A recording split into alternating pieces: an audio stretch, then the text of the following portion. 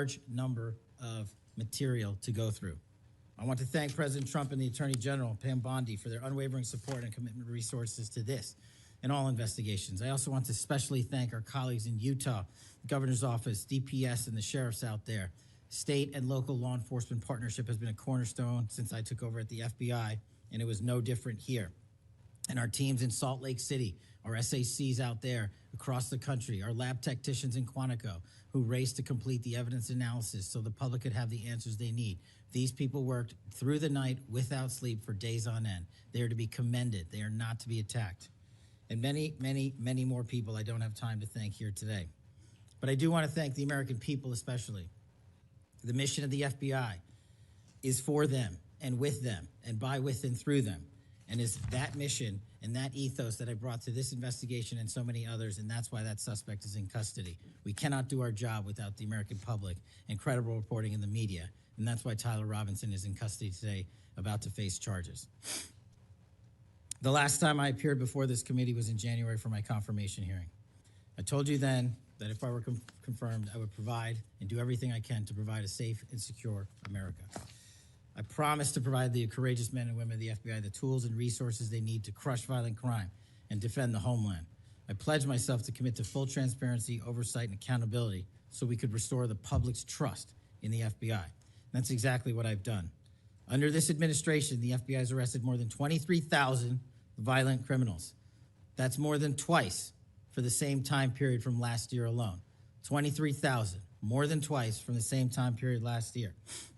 We've taken over 6,000 illegal firearms off the streets. That number is an exponential increase. We've identified and located more than 4,700 child victims. More than 4,700 child victims have been found by this FBI. That is a 35% increase from the same time period last year. 1,500 child predators have been arrested. That's a 5% increase from the same time last year. 300 human traffickers have been arrested. That's a 10% increase from the same time last year. Over 350 members of Tren de Aragua, foreign terrorist organization, have been arrested, and we have 42 ongoing cases.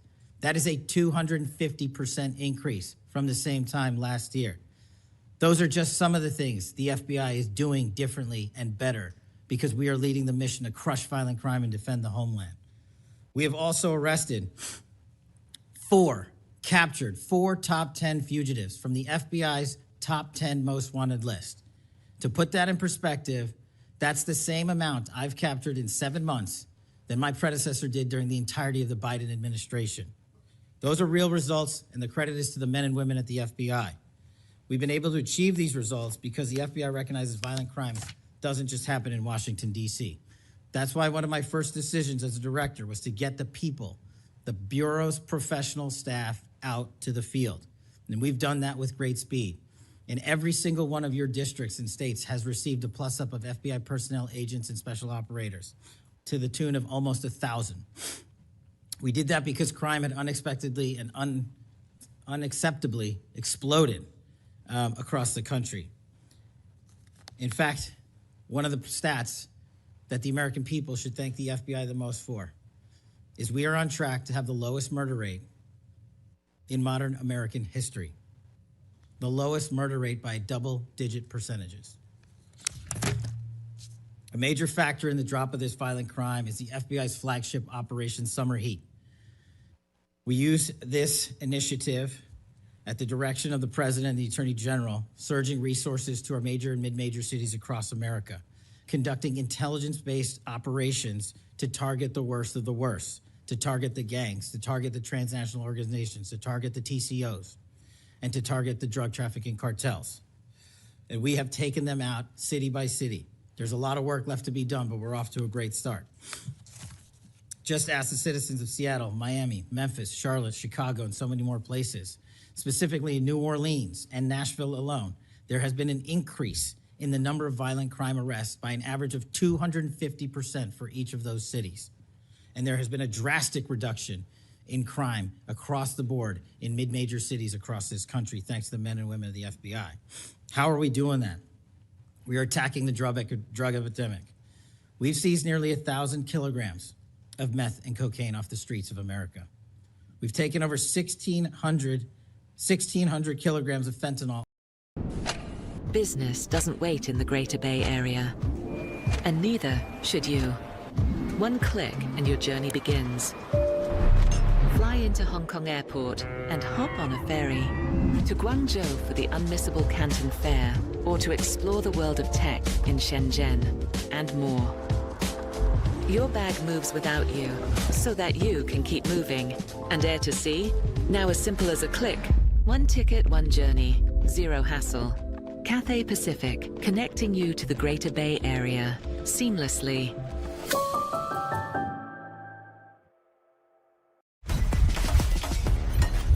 See you at the usual spot, 10 p.m. Let's ride the boat.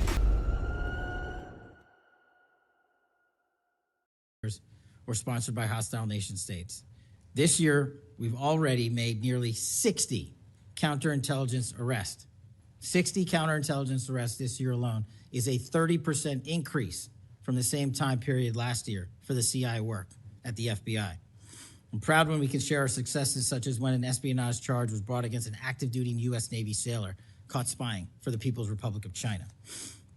But I want the American people to know the FBI is protecting the homeland from foreign adversaries in a way that will never make the news, and a lot of the good work that they do will never be able to discuss in this setting.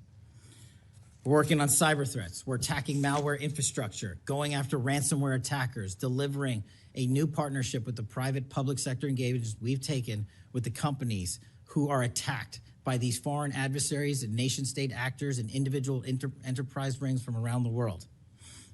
We are combating Salt Typhoon, Vault Typhoon, Flax Typhoon, and so many other ransomware and cyber threats this nation faces.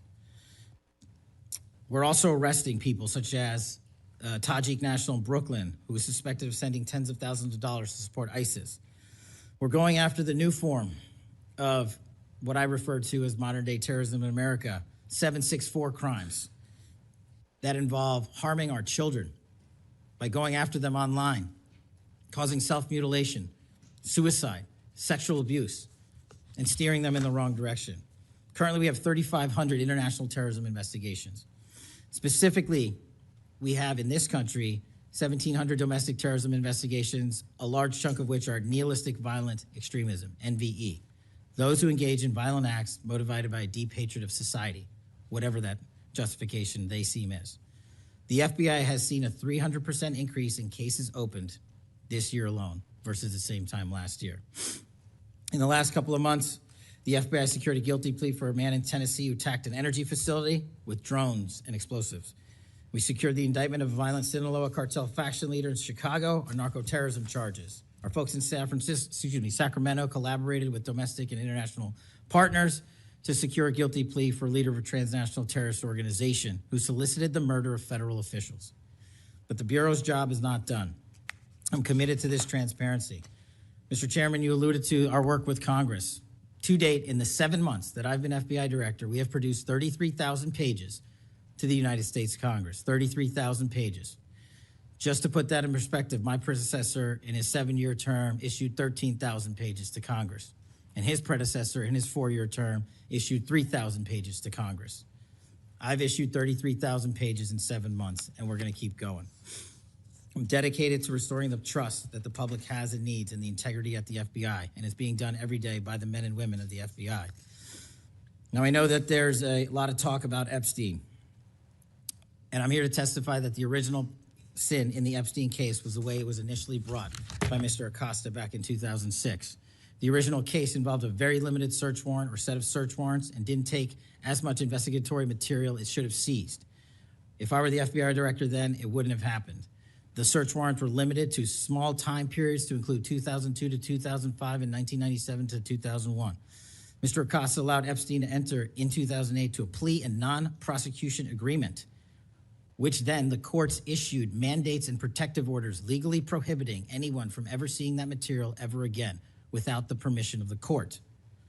The non-prosecution agreements also barred future prosecutions for those involved at that time of those individuals. Still, this administration, at the direction of President Trump, has done more to turn over all the credible information we are legally able to do so, and we will continue to work with Congress to achieve that end.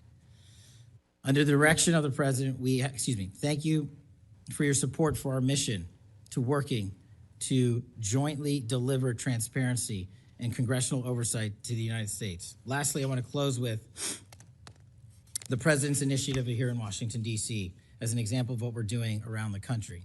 And I think our next city is Memphis. 21,000 arrests in D.C. with our federal partners, a huge decrease in violent crime, 60% decrease in gun crimes in Washington, D.C. in the last month, 74% decrease in carjackings in Washington, D.C. in the last month, 53% decrease in homicides in Washington, D.C. in the last month. The drugs are disappearing, people are freely walking around the states, and we're restoring the nation's capital to its glory. That work is through the interagency process that the FBI is proud to be a part of, and the initiative spearheaded by President Trump and the Attorney General. And perhaps most notably for investigations in Washington itself, it was the intelligence that the FBI gathered through our source network here in D.C. that helped us identify the suspects in the horrific murder of the D.C. intern Eric Tarpinian. We're proud to be a part of that investigation. We're proud to put the resources to bear of the FBI. And in closing, Mr. Chairman and members of the committee and Ranking Member Durbin, I'm honored to be the 9th director of the FBI. I'm not going anywhere. If you want to criticize my 16 years of service, please bring it on. Over to you.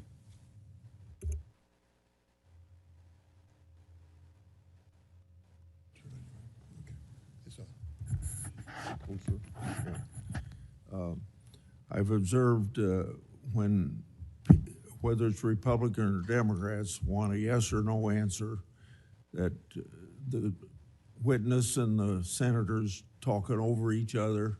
So I thought what I'd do this time, rather than have that happen, if there's something you don't get a chance to answer because of the demeanor of a Republican or Democrat senator, before we, when we get done with that questioner, I'd give you a chance to fill in if there's something you didn't get a chance to say.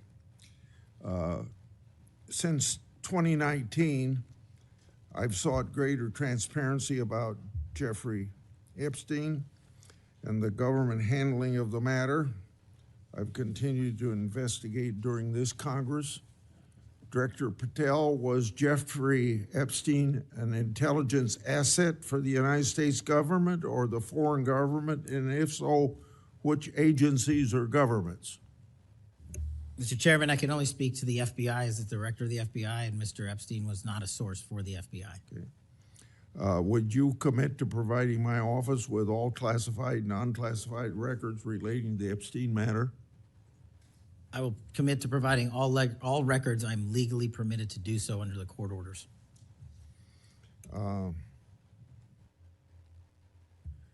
It seems to me that I accept your answer to my question, but the broader intelligence community ought to answer these questions as well. Victims deserve an answer.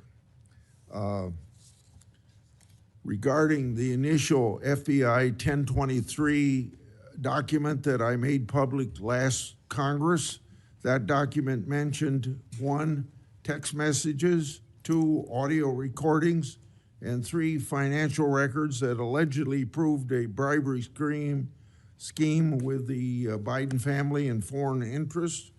Regarding those records, did the Ray FBI make any effort to determine whether they existed?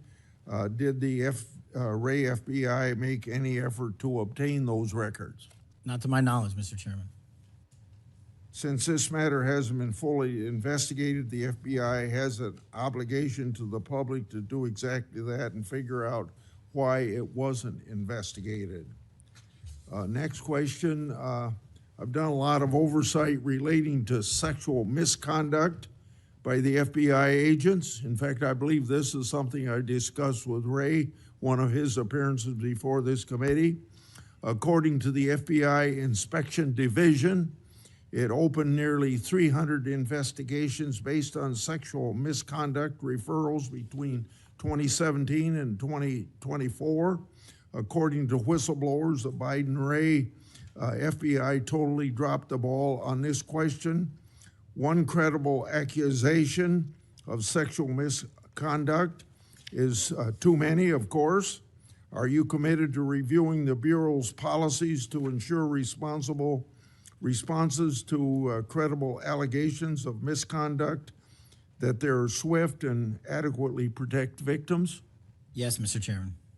Relating to a similar subject, during child crimes and sexual misconduct related investigations, are any private sector companies less than cooperative with you? What improvements in information sharing need to be made to catch those criminals? Mr. Chairman, we can always do better with our private sector companies. I've reached out to the leaders of most of them, asking them to provide more material so that we can be responsive and take legal action and protect the youth of this country. I'm happy to discuss, possible legislation that we can do to allow for these companies to continue. Yeah. Say maybe 1 inch up on the microphone. Sorry. I think you're close enough, but I think it's just a little bit lower. When you raise your head, it's difficult to hear. Director Patel, since 2021, I've raised concerns about the Biden administration failure to properly vet Afghan evacuees. Director Gabbard informed my office that as of August 2022, approximately 1,600 evacuees located in the United States had ties to terrorism and other derogatory information. That's why I and many others have opposed bills giving blanket approval. Are you aware of what steps your predecessor took to investigate these evacuees? And what steps have you taken to investigate them? And what, if any, national security concerns still exist? Mr. Chairman, I can't speak to the steps my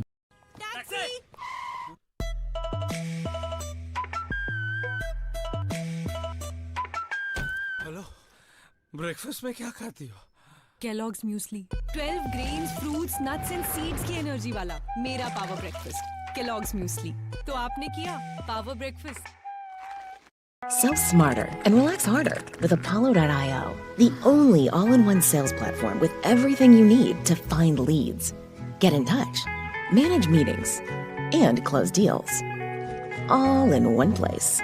So you can put your sales on autopilot and get back to whatever this is.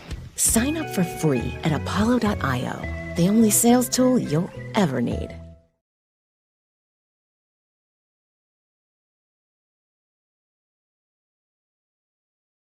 Lost thousands of undocumented children. We never heard a peep from senators wanting to help find them, even after I invited them to do so. In September 2025, the Trump Health and Human Services announced the creation of an interagency crime coordinator cell to find these and other missing children. That interagency group reportedly includes your agency. What resources and personnel have the FBI assigned to this new interagency effort, and what steps have the FBI taken to assist in locating missing children that the incompetent Biden administration lost? Protecting our youth is maybe the top priority for the FBI. As it specifically relates to your question, Mr. Chairman, as I stated, we've surged resources not just to this cell, but across the nation to our FBI's field office to locate children who have been trafficked, who have been victims of sexual abuse. And we have located 4,700 children in the 7 months since I've been FBI director. And that is a 35% increase from the same time period last year. And we're not stopping, and we're committed to doing that work on our tribal lands as well. And we are finding victims of child trafficking and child abuse every county and every district, and we're not going to stop. Okay. As I mentioned during my opening, I'm releasing documents with Senator Johnson about Arctic frost. Specifically, the documents show its scope expanded to include 92 Republican organizations. From evidence that I've seen, it looks to me like another political hit job against Republicans. What steps has the FBI taken to make sure improperly predicated investigations and weaponizations like this don't happen again? The simple answer, Mr. Chairman, is the FBI will only bring cases that are based in fact and law and have a legal basis to do so. And anyone that does otherwise will not be employed at the FBI. We are doing a prospective and retrospective analyses of individuals who may have weaponized the department and the agency. And as I've committed to you during my confirmation hearing and my conversations with you, this FBI will not be weaponized anymore in either side of the aisle. In June of this year, I raised concerns about the FBI's use of restricted access and prohibited access systems. According to the FBI, quote, when search teams that exist in a prohibited access status cases are searched in Sentinel, the particular search will receive a false negative Sentinel search response, end of quote. Clearly, this is not only affects FBI agents, it impacts congressional requests and court cases, and the Biden administration used it to thwart oversight. How are you ensuring that restricted access and prohibited access files are produced to Congress during court cases? And have you identified any Biden family records in restricted and prohibited status? As I've committed to you with my transparency initiative, whether it's restrictive or prohibited, every single thing we can legally provide to Congress, we will. We've also restructured how these restrictive and prohibited cases are labeled and provided access to more people in the chain of command so that more people have knowledge of what these restricted and prohibited cases are, including myself and the deputy. Do you commit to providing any records that are available? I do, sir. You publicly said that your team, quote, found a room that Comey and others hid from the world in the Hoover building full of documents and computer hard drives no one had ever seen or heard of. That's a quote from you. I've received a whistleblower disclosure that the room contained some information kept outside the FBI record keeping. I also have been informed via a whistleblower disclosure that the room included materials related to Special Counsel Mueller, former Director James Comey, and other documents maintained outside of the FBI. Has the FBI now reviewed and analyzed those records? Has the FBI properly recorded the documents? And these records are clearly responsive to my, as well as my colleagues' congressional requests. What steps have you taken to ensure all responsive records are produced to Congress? That has to be my last question. What's supposed to happen is leadership at the FBI is supposed to, pursuant to the Records Act, correctly store these records at our Information Management Division, IMD.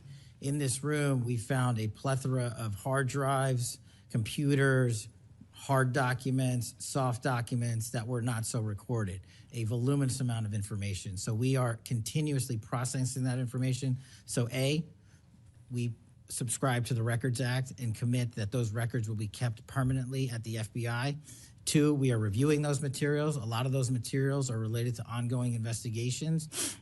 And 3, we are on a rolling basis providing Congress the documents that we can, and we will continue to do so.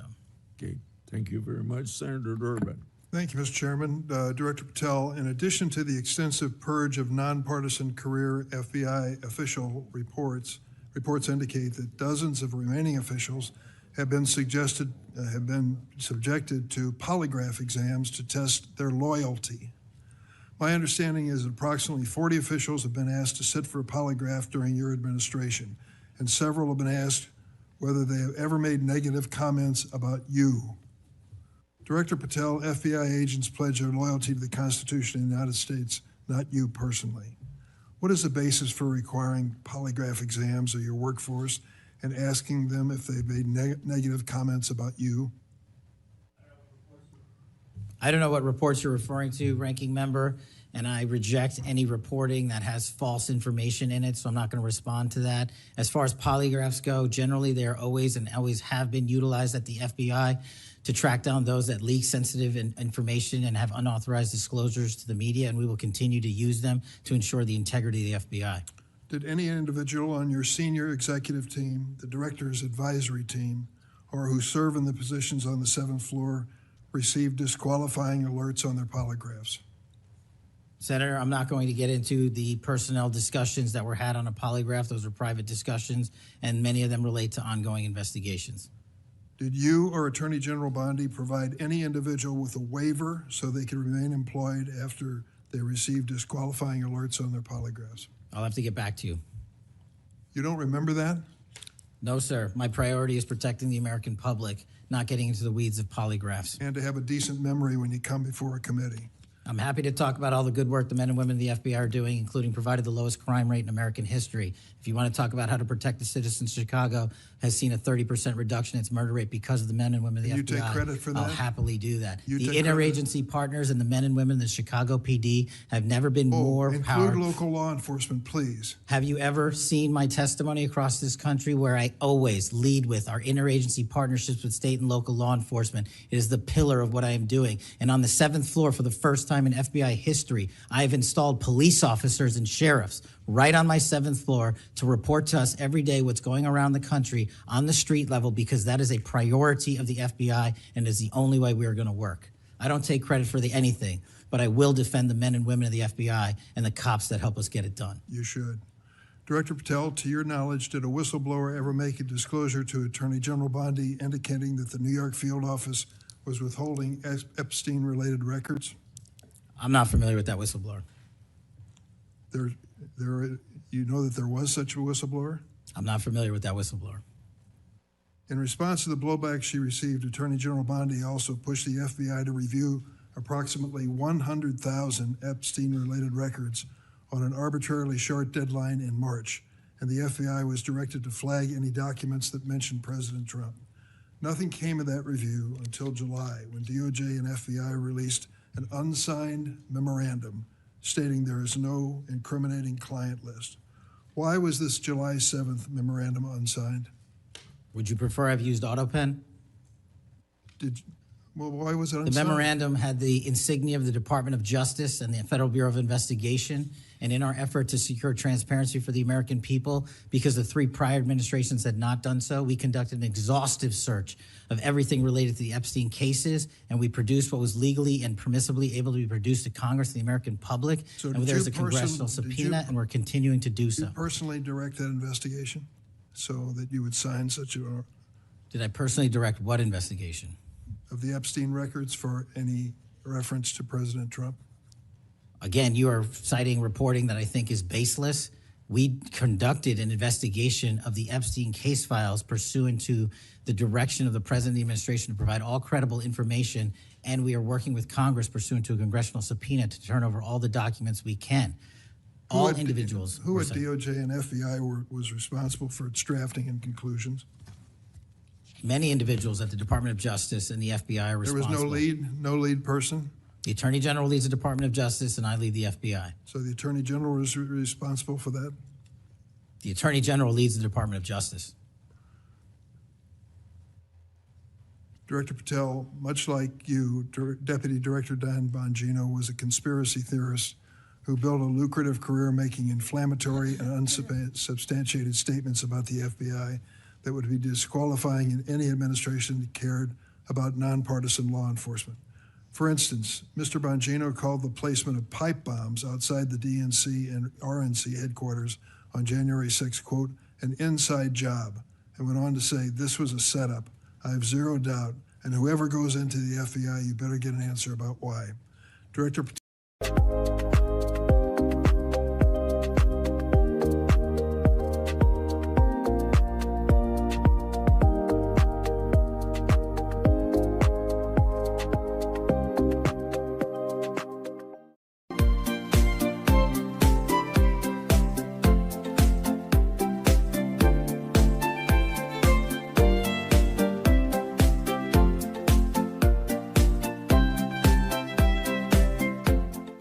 Of the Deputy Director of the FBI and mine. And I'm going to answer the question. The pipe bomb investigation is ongoing, and I'm not going to discuss the details of the pipe bomb investigation. Mr. Bongino was a Secret Service agent for 15 years, a police officer for 5. I served this country in multiple administrations for 16 years. We were also private citizens, and we are now back in government service. And what we have the ability to do is set aside our personal beliefs to deliver the mission of justice for this country, and we're doing it day in and day out. And I find it disgusting that everyone and anyone would jettison our 31 years of combined experience that is now at the helm of the FBI, delivering historic results at historic speeds for the American people. So you have no evidence? I got a lot of evidence, and I'll give it to you when I can. Yeah, looking forward to it. There's a New York Times story this morning about Chris Meyer. As I understand it, he was your personal pilot, at least for some period of time. Mr. Meyer has quite a record himself. Flew over 350 hours as an Air Force pilot on 3 aircraft types in Afghanistan. Mr. Jardina, another former FBI agent, a 1999 graduate of U.S. Naval Academy, commanded 100 Marines in combat during the 2003 invasion of Iraq, participated in several firefights, followed up with 2011 deployment as reservist to Afghanistan, where he interrogated senior Taliban officials. It appears that you terminated these 2 agents. Why? I'm not going to get into personnel decisions that we made. So you're not accountable for your decisions to take people who served our country so admirably and terminate them without any cause? That's a one-sided story. Anyone that has been terminated from the tell FBI, generally your speaking, side of the story. failed to meet the needs of the FBI and uphold their constitutional duties. And you providing a one-sided story from your perch is absolutely disgraceful, because the men and women of the FBI deserve better. And your attack on the current leadership of the men and women of the FBI is equally disgraceful, because now you're attacking the leaders that are our brave SACs in the field who are doing the job that this country needs. It's disgraceful. And we will continue to do it. Excuse me, it's disgraceful when Mr. Meyer and Mr. Jardina, who served our country so well, are terminated apparently because of the rants of a broadcaster. That is your opinion. It is not a fact. Well, it's certainly my opinion. I can back up with fact. Let me ask you to explain the situation in Baltimore, if you will. Did you read the story about the termination of the project in Baltimore? Which story? 764 Group. Sorry. Which story? 764 Group. The Baltimore agents were investigating. Are you familiar with that? No, sir. Well, I'm not going to go into detail. It would take too long to do it. But apparently that this group, 764, a nihilistic, violent extremist group, seeks to blackmail children to perform vile acts on a camera, under investigation by Baltimore, which was terminated by you. I'd like you to respond in writing, if you will, as to the circumstances of that termination. Sure. Our operations against NVEs, as you're referring to, has been historically high, and we've taken down multiple NVE rings, including 764 rings, who are harming children and causing them to be mutilated and Last question. suicide. Can you explain why you are eliminating the requirements for a college degree for your agents? I appreciate the opportunity to address that. You said in your opening statement, we are reducing the training requirements at Quantico. We are not. We are expanding them. You're referring to an 1811 crossover program, because I believe the men and women of places like the DEA, the ATF, and the Marshal Service and the Secret Service who want to work at the FBI should deserve that opportunity in a shortened, converged program, which we provided. We are also keeping the 18-week BFTC as is traditionally being held at the FBI. So we're not reducing any requirements. We are increasing those that we bring into the FBI. Did you change any of the requirements on college degrees? We are allowing police officers who have served for a number of years to come into the FBI who did not obtain the requisite college degree to apply to be federal agents, because we feel they have the street level experience we need to conduct this mission. I yield, Mr. Chairman.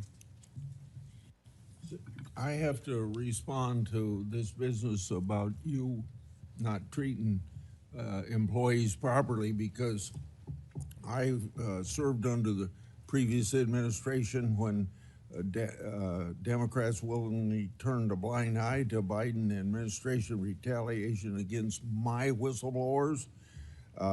They didn't get due process when their careers and lives were upended.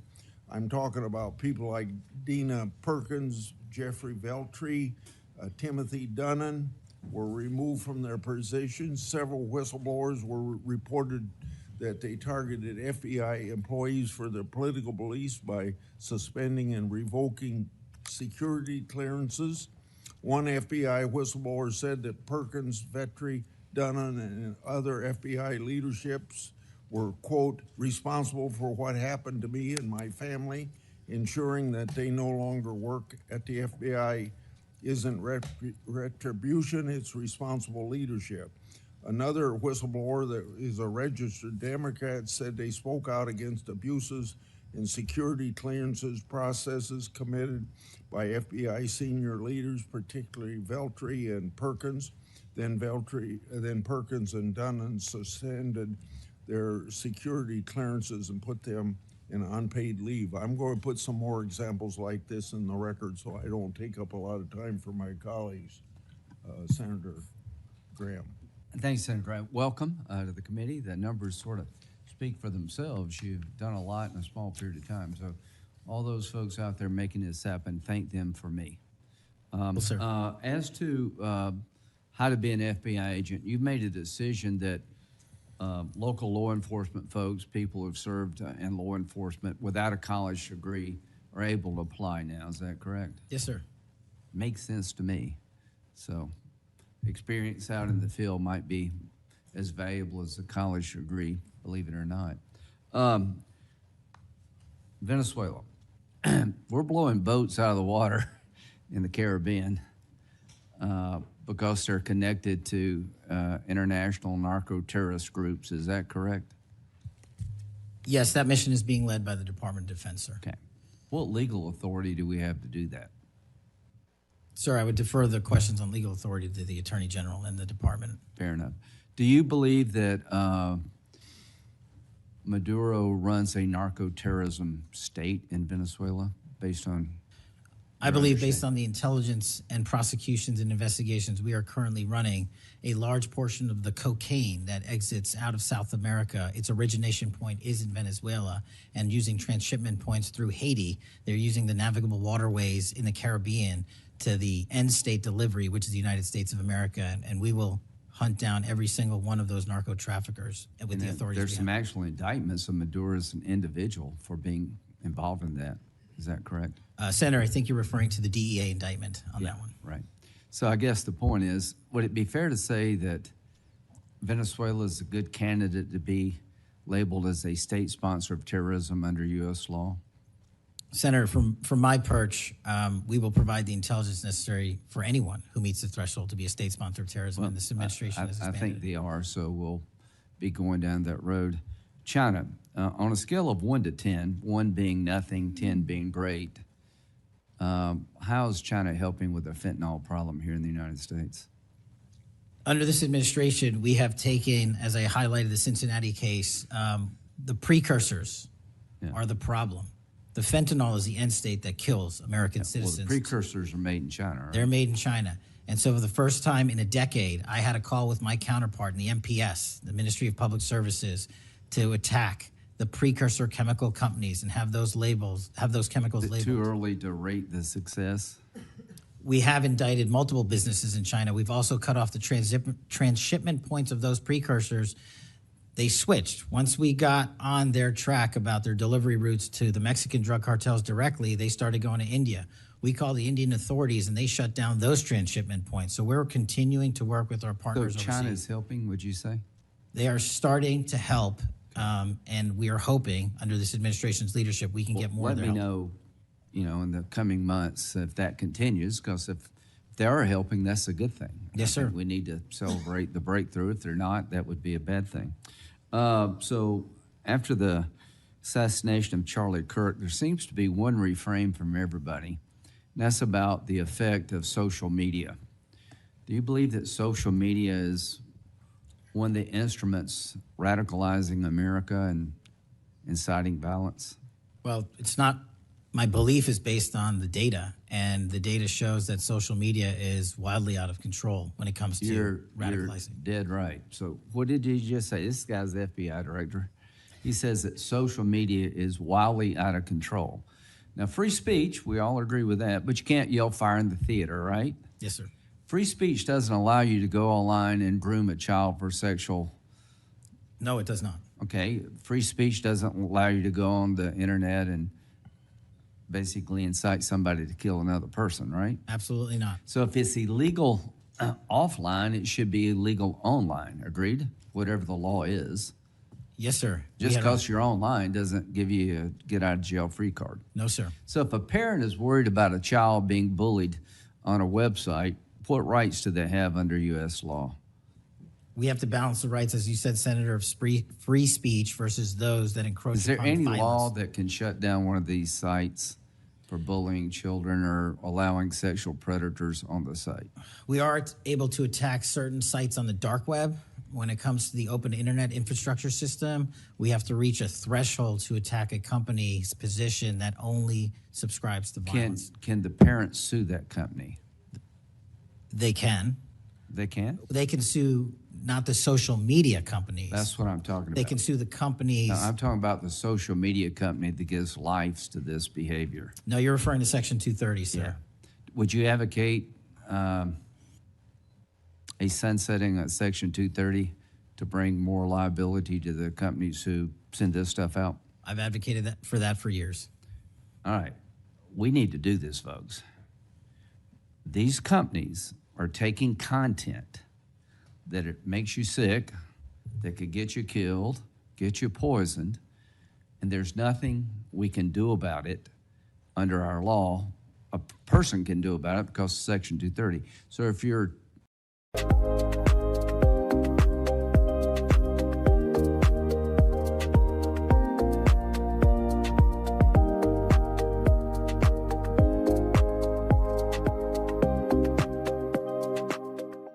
Tihar jail की दीवारों के बीच जब वो पैदा हुई तो jail मुस्कुरा उठी।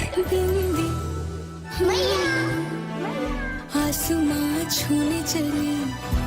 काश इस रात की सुबह ही ना हो, क्योंकि कल कानूनन बिंदी को जेल से जाना होगा। मेरे बिना बिंदी अकेले कैसे रहेगी मैडम? माँ हो पास, बस इतनी सी चाह है, पर आसान कहाँ, इस बेटी की राह है। बिंदी 17 सितंबर से हर